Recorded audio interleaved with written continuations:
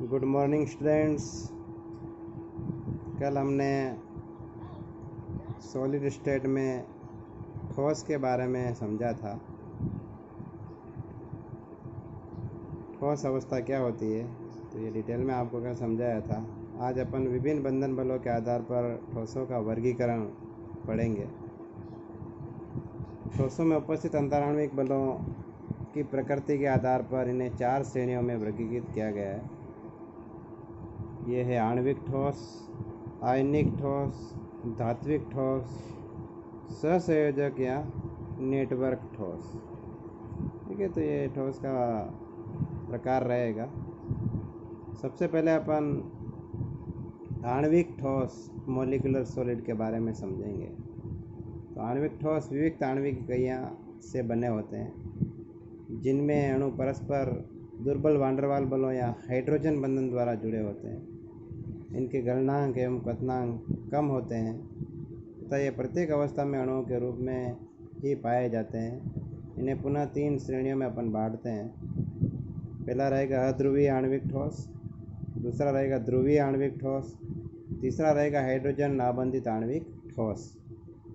सबसे पहले अपन इसमें इसका जो पहला जो प्रकार है अध्रुवीय आणविक ठोस, नॉन पोलर मॉलिक्यूलर सॉलिड, इसके बारे में समझेंगे।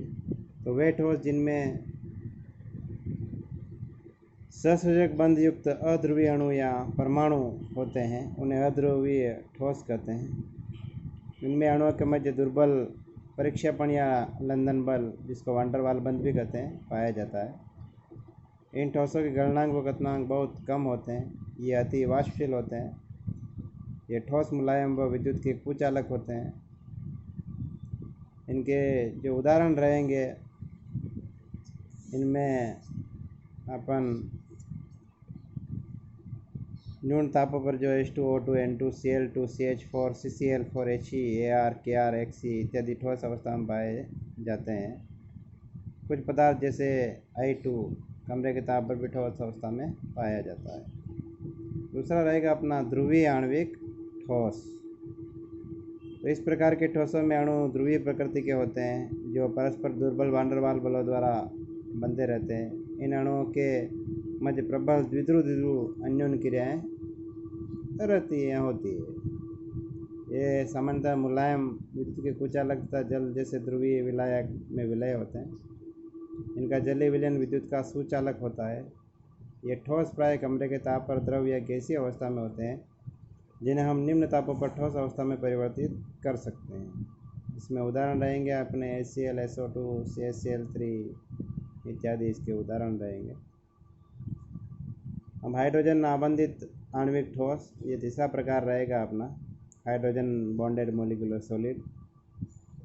AF, O और N जैसे प्रबल विद्युत परमाणु युक्त हाइड्रोजन यौगिकों को इस श्रेणी में अपन रखते हैं, जैसे कि HF, H2O, NH3, CH3COH etcetera.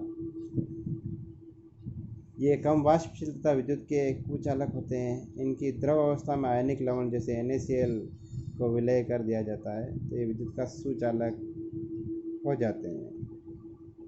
अगला रहेगा अपना आयनिक ठोस। आयनिक ठोस आयन्स मीन्स ये आयनों से बने होते हैं।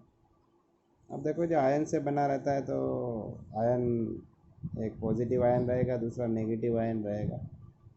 धनायन और ऋणायन परस्पर आपस में मिलेंगे तो इनके मध्य एक प्रबल आकर्षण बल आ जाएगा, और प्रबल आकर्षण बल आने की वजह से ये सॉलिड स्टेट में रहेंगे, लेकिन ये भंगुर भी हो सकते हैं। इनका जो गलनांक और क्वथनांक है वो उच्च रहेगा, क्योंकि अपनी ठोस अवस्था को प्रदर्श कर रहे हैं, दर्शा रहे हैं।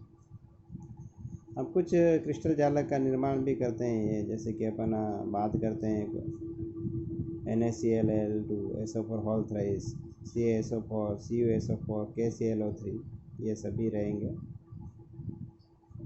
अब अपन आगे जो चर्चा करेंगे धात्विक ठोस की। अब धात्विक ठोस धातु से बना रहेगा, ठोस प्रावस्था रहेगी इनके अंदर पाए जाने वाले इलेक्ट्रॉन गतिशील रहेंगे।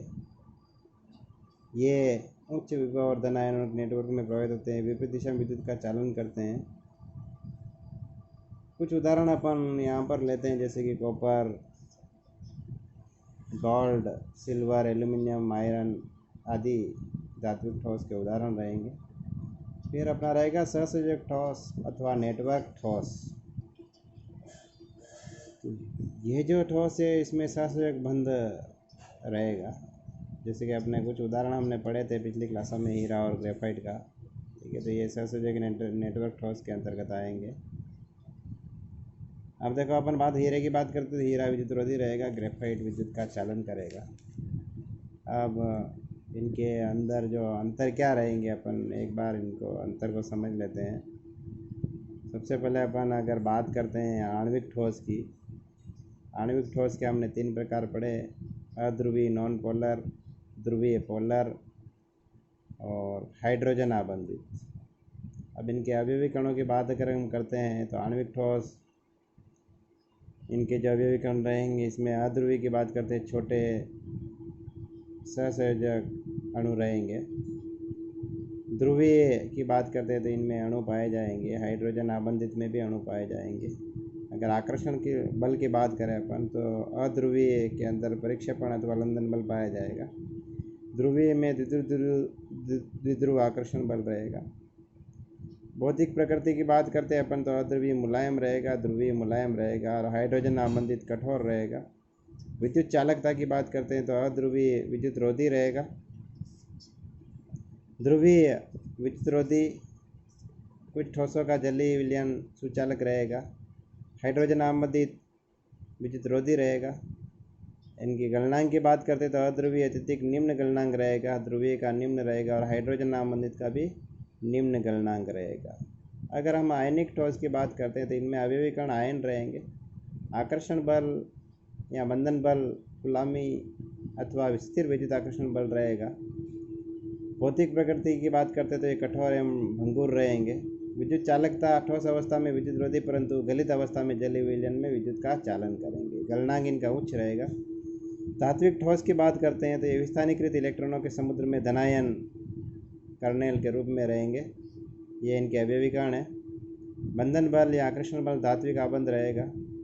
भौतिक प्रकृति कठोर परंतु आघातवर्धनी और तन्य रहेगी। विद्युत चालकता ठोस अवस्था एवं गलित अवस्था में ये सुचालक रहेंगे, गलनांक साधारण उच्च रहेगा। लास्ट अपना है सहसंयोजक अथवा नेटवर्क ठोस, तो अवयवी कण इसमें परमाणु रहेंगे, सहसंयोजक आबंध या बंधन बल रहेगा। भौतिक प्रकृति ये कठोर मुलायम रहेगा, अपवाद ग्रेफाइट अपवाद रहेगा। इसमें विद्युत चालकता विद्युत रोधी रहेंगे, चालक अपवाद के रूप में ग्रेफाइट रहेगा, गलनांक अधिक उच्च रहेगा इनका। तो आज का अपना ये टॉपिक यही रहेगा, ठोसों का जो प्रकार है वो कल अपन आगे चर्चा करेंगे। इसी तरह आप अपनी एसीएस कोचिंग इंस्टीट्यूट की डेमो क्लासेस से जुड़े रहिए और लॉकडाउन में अपनी पढ़ाई का आनंद लीजिए।